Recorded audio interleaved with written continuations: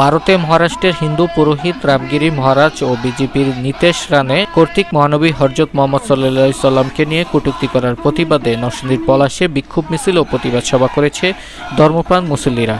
আজ শুক্রবার বাদ জুম্মা অবদার নতুন বাজার এলাকায় আল খিদমা ওলামা পরিষদের আয়োজনে এই বিক্ষোভ মিছিল ও প্রতিবাদ সভা অনুষ্ঠিত হয়। এতে শতাধিক ধর্মপ্রাণ মুসল্লিরা অংশ নেয়। পলাশ কোঅপারেটিভ মোড় থেকে মিছিলটি পৌর এলাকার বিভিন্ন সড়ক প্রদক্ষিণ করে গুড়াশাল তাপবিদ্যুৎ কেন্দ্রের প্রধান ফটকের সামনে গিয়ে শেষ হয়। পরে সেখানে এক সংক্ষিপ্ত প্রতিবাদ সভায় বক্তারা মহানবী হযরত মুহাম্মদ সাল্লাল্লাহু আলাইহি সাল্লামকে নিয়ে কটূক্তি করায় ভারতের মহারাষ্ট্রের হিন্দু পুরোহিত রামগিরি মহারাজ ও বিজেপি নীতেশ রানের প্রতি নিন্দা ও তাদের শাস্তির দাবি জানান।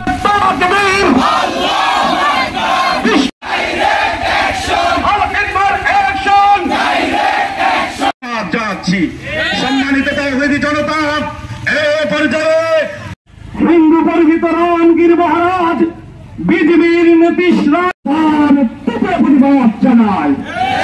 বিশেষ করে নরসিংদী জেলার হৃদয়ের সংগঠন আল খিদমা ওলামা পরিষদ। আলহামদুলিল্লাহ ওয়াসসালাতু ওয়াসসালামু আলা মান লা নবিয়্যা বা'দা।